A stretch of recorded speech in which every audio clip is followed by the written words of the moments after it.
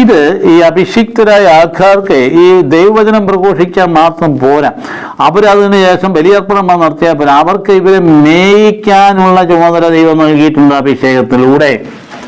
അതുകൊണ്ടാണ് ഒരു മേലധ്യക്ഷൻ താൻ ഏൽപ്പിക്കപ്പെട്ടിരിക്കുന്ന കുഞ്ഞുങ്ങൾ വഴിതെറ്റിപ്പോകുന്നു എന്ന് കണ്ടപ്പോൾ അത് പാടില്ല എന്ന് പറഞ്ഞുകൊണ്ട് ഒരു ഫീലിംഗ് കാണിക്കേണ്ടതായത്. അല്ലാതെ അത് ഒരു മതത്തിനുമെതിരായിട്ടല്ല. ഒരു മതം നമുക്ക് ആരോടും വിരോധമില്ലല്ലോ.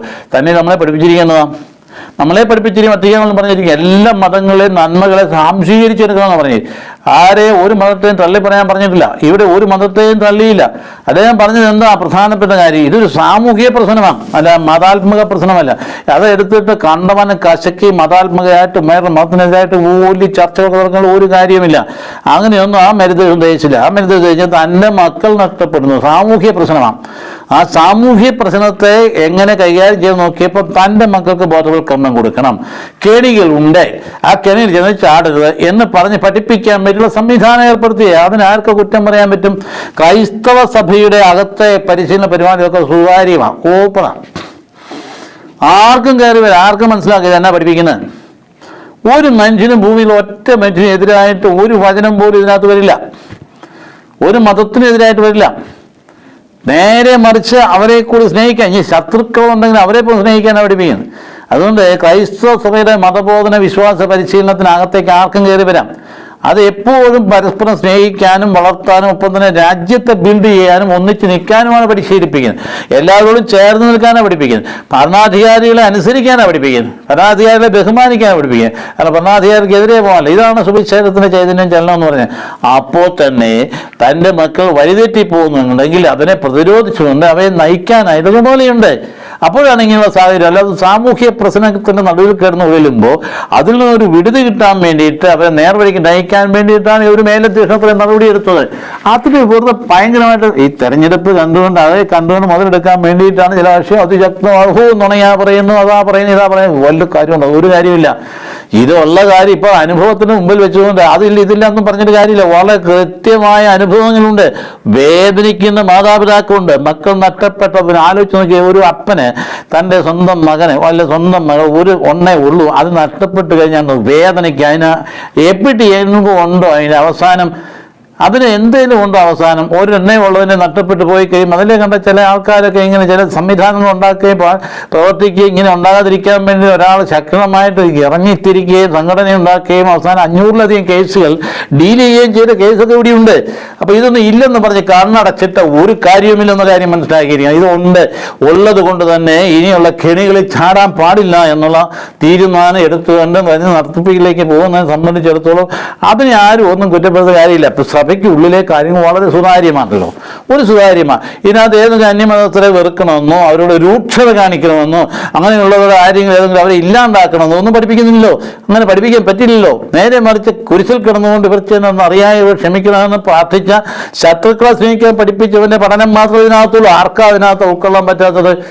അതുകൊണ്ട് പ്രാക്ടിക്കലായിട്ടൊരു കമ്മ്യൂണിറ്റിയുടെ ഡെവലപ്മെൻറ്റ്, അതിൻ്റെ വളർച്ചയിലും അതിൻ്റെ നിലനിൽപ്പിലും അത് അകത്തു നിന്ന് തകർന്നു പോകുന്ന സാഹചര്യം വരുമ്പോൾ അതിനെ പ്രതിരോധിക്കാനുള്ള മാർഗങ്ങൾ തിരയാനായിട്ട് ഈ അഭിഷിക്തർക്ക് കടമയുണ്ട്. അവരെ നിർവഹിച്ചില്ല, അവർ തെറ്റാ ചെയ്യുന്നത്. അതുകൊണ്ടാണ് ദൈവം പറയുന്നത്, നിങ്ങൾ ഇടയെന്ന നിലയിൽ ആ ഇടയധർമ്മം നിർവഹിച്ചില്ലെങ്കിൽ അവർക്ക് ശിക്ഷയുണ്ടാവും. അതുകൊണ്ട് അവരവരുടെ മക്കളുടെ കാര്യത്തിൽ, അത് പ്രത്യേകിച്ച് മാതാപിതാക്കൾ വേദനിക്കുന്ന കാര്യത്തിൽ ഇടയന്മാർ വേദനിക്കും. ആ ഒരു കാര്യം നമ്മൾ പ്രത്യേകം അറിഞ്ഞിരിക്കേണ്ട. ചില ചർച്ചകൾ ഈ ദിവസങ്ങളിലൊക്കെ ഒരുപാട് ഗൗരവമായിരുന്നു. നടത്താവോ എന്തൊരു രൂക്ഷതയുടെ ചില ആളുകൾക്ക് പറയുന്നത് കേൾക്കുമ്പോൾ ചിരി വന്നു പോകും.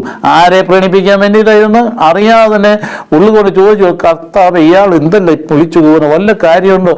അവിടെ നടന്ന സംഭവം എന്നതാണ്. ഇത് സാമൂഹ്യ പ്രോബ്ലമുണ്ട്, സാമൂഹ്യ പ്രശ്നമുണ്ട്. ഈ പ്രശ്നം എല്ലാവർക്കും അറിയാവുന്ന, ഇല്ലെന്ന് ആരും പറഞ്ഞിട്ട് ഈ ചിരിട്ടാക്കാൻ പറ്റില്ല.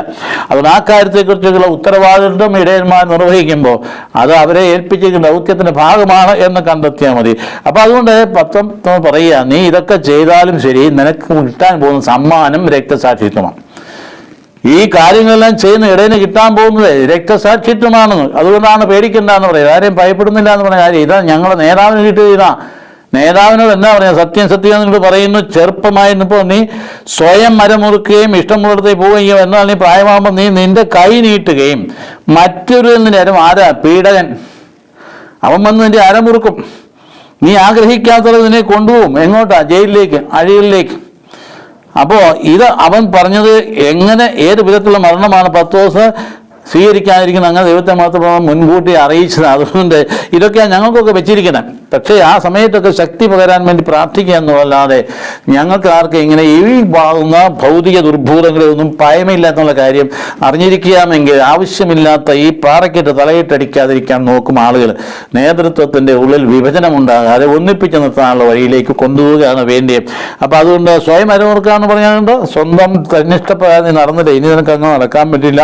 അതിനുശേഷം നീ ഉത്ഥാനശേഷം പരിശുദ്ധാത്മാവ് വരുമ്പോൾ നീ എന്നെ കൃത്യമായിട്ട് എന്നെ അനുഗമിക്കുമെന്ന് തന്നെ മുൻകൂട്ടി പറയുന്ന ഭാഗമായത്.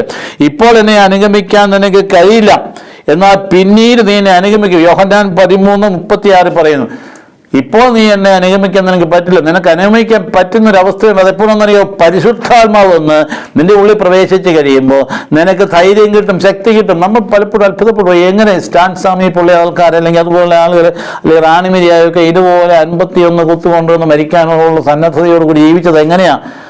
ആത്മാവിൻ്റെ കരുത്താണത്. ഈ കരുത്ത് സഭയിൽ നിലനിൽപ്പുണ്ട്.